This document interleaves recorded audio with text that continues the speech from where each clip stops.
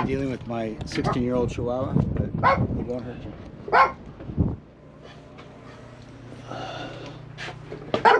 Yeah. Okay. This is a 1977 Gillig, which I acquired through learning about a Facebook page, Gillig Classic School Buses.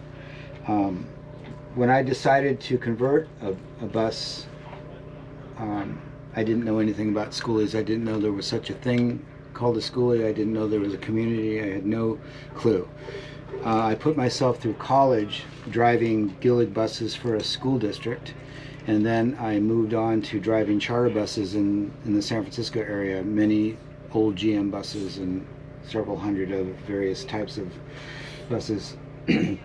But the Gillig had always remained part of my fondest memories in terms of the way they drove, the ruggedness of them, their maneuverability, and their braking ability. The 77 model was unique insofar as prior to this there had been a rollover crash in California, and a bunch of kids were unfortunately killed when the roof collapsed, and so the California legislature imposed some brand new construction requirements, and so this was the first model that was the recipient of those new enhanced structural requirements. And so it's really a roll cage on top of a Kenworth chassis. It's got an old school Detroit 671 center mounted. They took a 671, they reconfigured it, laid it on its side, called it a pancake, and probably with hydraulics shoved it into a space that's way too small to work on, and closed it up, and had many years of laughter thinking about the guys that were going to have to work on it after that. That said, it creates a balance for the bus that you don't usually get with pushers or with front end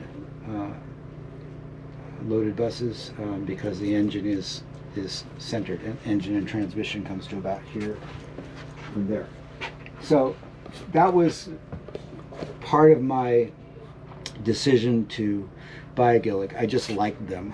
It really came down to me between a Gillig and a old 4104, and I just hadn't found the right 4104 when this one came up on my radar, so I went for it.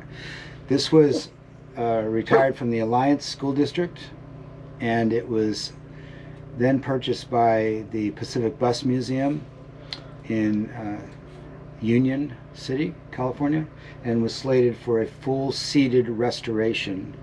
And apparently the story goes that they got in trouble financially on a Cena cruiser and used up any money that they would have devoted to this. So it was purchased by a gentleman who owns a bus company, had a really special crown that he had restored, and he himself was intending to restore this and just never did it. I learned about it. I made a phone call. I had a old friend from high school who's just retired, 42 years of wrenching on Detroit engines, and I asked him if he would come and check it out for me, and he did. So here's what he said. After looking the bus over thoroughly and driving it and crawling under it, he said, after 42 years of wrenching on buses, with a gun to my head, you could not convince me that this is a good idea. But I know you, and I know that you're going to do this, so you've at least picked a good vessel. And so I flew out from Maine, my brother and I, kicked the tires, checked the fluids, and started her up and put our foot in it and drove it straight to Maine. And she never complained once. I then began the awareness that amongst the Gillig collectors, that me converting this to a motorhome was a very unpopular thing in their view. They didn't like that idea at all. I didn't factor that too much into my consideration, but I was aware that the collectors, the purists, thought that turning it into a motorhome was almost a sacrilege. With that in mind, because I had just retired from the schooner industry in Maine, which is, I had a National Historic Landmark sailing vessel that carried 22 passengers and 5 crew for overnight, 6-day overnight cruises.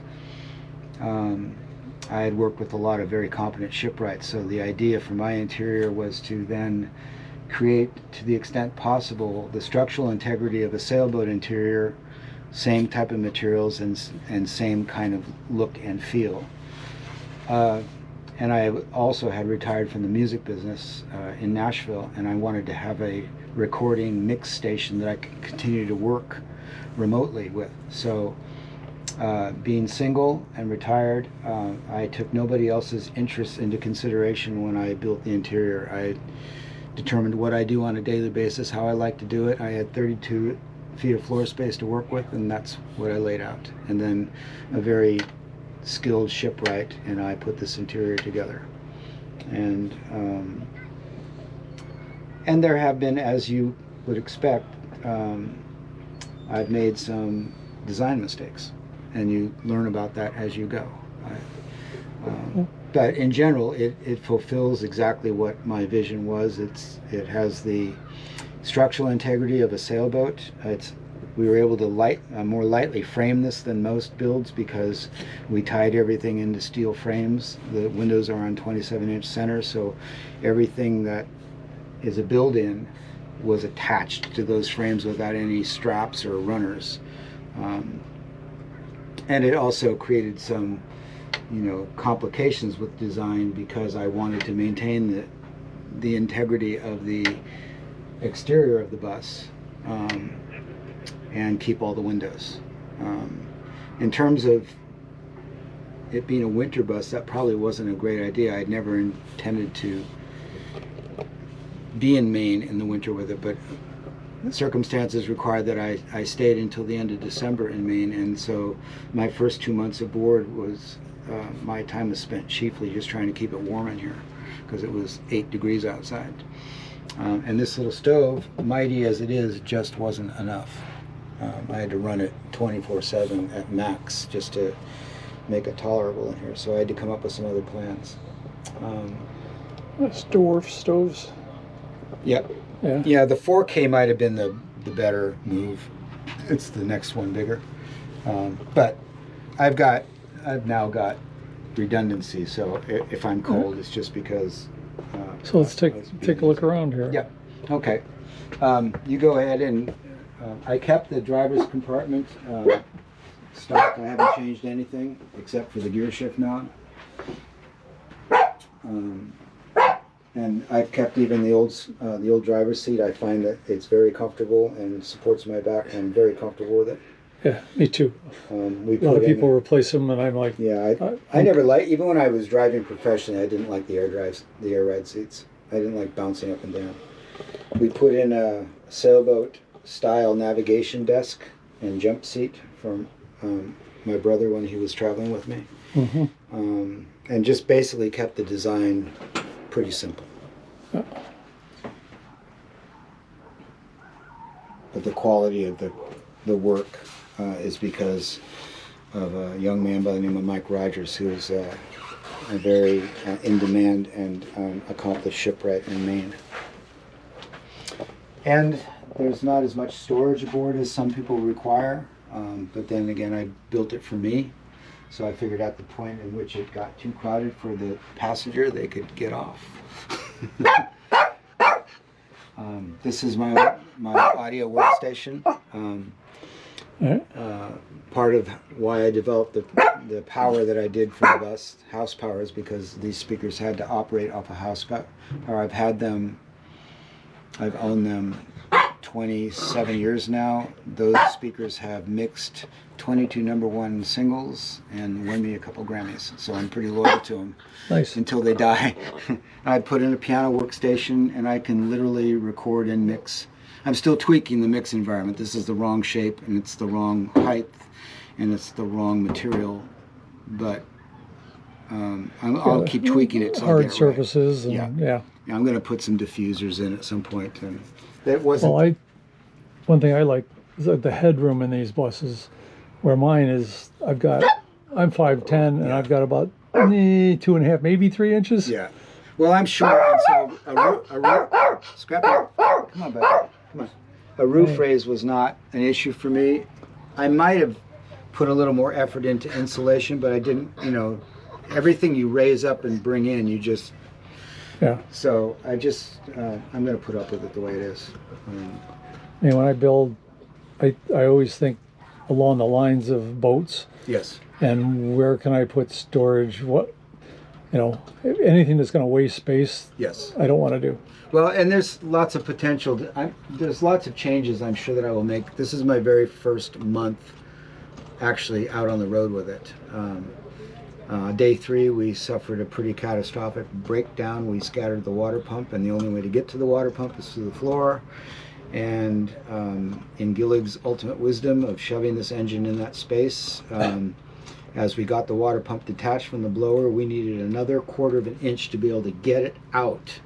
And there was no way to do that, so we ultimately had to put a 20-ton jack under the engine and drop the mount and drop the engine to get it out. So what should have taken a day and a half ended up taking 8 days. Right. On the other Such hand, is life. I shouldn't have to do that again in my lifetime. right, but you were also home. No, I was on the road. I was in Virginia. No, I mean, you were Oh, yeah. in Yeah. your house, Yeah. so I was safe, warm, and dry, and attached to a truck stop with a restaurant and showers, and yeah, I've been in a lot worse situations out to sea. me too.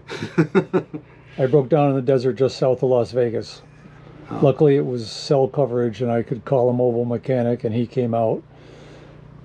But he had to come back the next day because he had to get to the other side of Vegas to get the part. Yeah, yeah.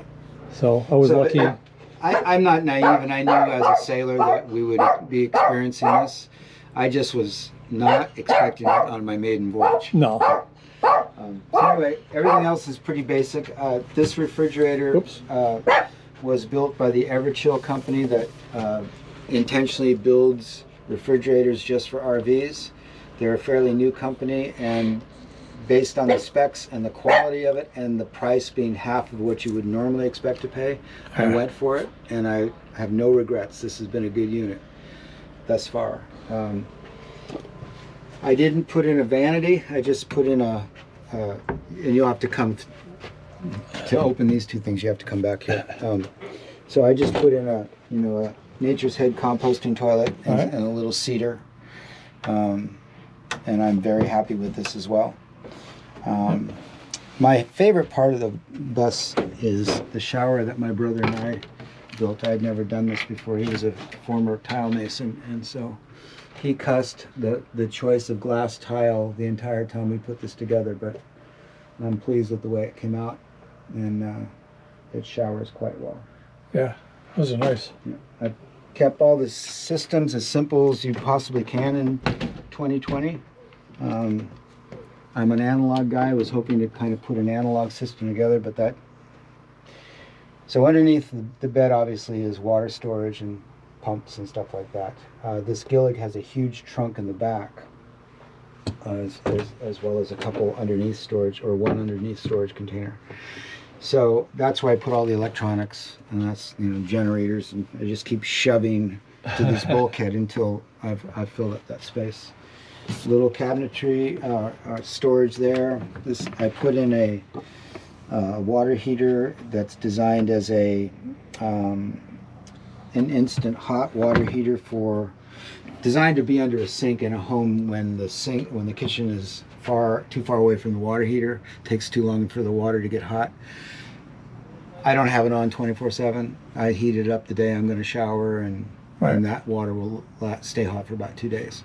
So. Now, do you have solar on the roof? I do. I have 1,700 watts of sun power solar panels, and a Victron inverter, a Victron controller, and that part of the system was put together by a professional solar installer in Maine who does commercial installations and home installations. I put the panels on myself. He helped me wire them correctly, and since I've been in Arizona, I'm quite pleased. I was getting a little nervous in Maine because they weren't really doing much. But since I got into the open spaces where you get dependable sunlight, I've never dropped the batteries more than 8%. Right. Which is why I usually spend winters out here, but I spent the last 3 months in Georgia, and between trees and rain, and I was plugging in about every 5th, 6th day just to charge everything back up. I've only used my portable generator once, and that's because the batteries got down to about 75%. And I was at a truck stop, and everybody was running their reefers anyway. So, and it was in a snowstorm, so I put some juice in, but I haven't had to use it except for that one time. That's it. It's just a simple old coach, reminiscent of what Oh. many sailboats that I've sailed aboard in my lifetime. Thank you. It's a beautiful bus. Thank you. I'm enjoying it. It's nice to take on a project, all the mistakes withstanding, that actually realizes what your vision is going to be. Yeah. I did something unusual for mine. Is I built used foam poster board and built a scale model before I built it. And then once I hit the road, I did a tour where I had the model. Yep. And said, okay, this is what my vision was. Let's go see how close I got. Yep. And it was exactly how I envisioned it. But I spent all winter, Yes. because of Western New York, it was too darn cold to build. So. Yeah. Well, I literally just laid this out on paper with the crudest of measurements. Mike and I looked at it, and he said, well, we'll just kind of build it in place and see how this goes. All right. I got a little worried when we got to this station here, because this was this was purchased, and the way the thing laid out on paper, I had 3 spare inches to work with, and you can see that got reduced to less than an inch. And when I was getting ready to fit this in, I started to get pretty nervous, but we just literally put our hips into it and forced it in place. So Yeah. it all, for something that we basically eyeballed into shape. The cabinets were all built on site, and Yep. the locust was milled right there on site for the tables and stuff. And So, do you have any presence on social media or anything if people I wanted have to a get hold of you? Facebook page, and I'm not much on. I mean, I've been encouraged by my friends. You should be blogging. You should be posting. And I occasionally post on my Facebook page, but as I said at the beginning, I was unaware of this entire vastness of this community when I started this. Yeah. I thought I was some sort of freak bus geek, and come to find out that there's many thousands of us. Yeah. It's been an eye-opener. I've been on the road for 4 years, and the first year I got the Schoolie Palooza, there was, what do we have, 30 buses. Yeah. And I'm like, there's 30 other people out here? Yeah. Now it's hundreds will show up. Yeah. So it's been an eye-opener for me. My relationship with Gillig's started when I was 8 years old. My next-door neighbor was the transportation supervisor of a large high school district in Daly City, California. And some boys get weak at the knees when they see a Corvette. Yep. He brought this 1966 Gillig C-180 up the hill, brand new out of the factory, and I saw that thing and my knees went weak, and I said, oh, I'm going to have to own one of these someday. I trace my wanting to have a schoolie back to watching the movie Woodstock. Yeah. And seeing all the cool buses. That would do it. And then last summer, I was in Brockport, New York, and I heard the rumor of a school bus graveyard. It's over in those woods someplace. Yeah. Looked all over, and I found it. Yeah. And I just showed a picture to my buddy, and he goes, "Oh, it's a 1937." I said, "Well, I know there's 3 of them." Yeah. But Wow. they're rotted all hell. And the thing is, I lived in that town in the 70s when those buses were parked back there. If I'd only known. Well, we could all say Maybe. the $500 bus that got by us, right? Yeah, exactly. So, well, thank you very much. Thank you.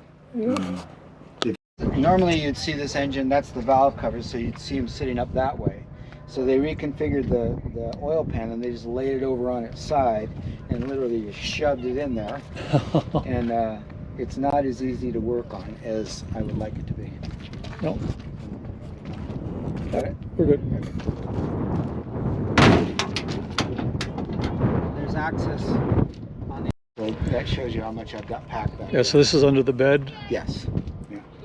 That's the back bulkhead of the bed right here. Okay. So I just cram as much in there as I think I need, but you can see the solar's up at 100%. Since I've been in Arizona, it's never gone lower than 90%, and it's not like I'm being cheap with the usage.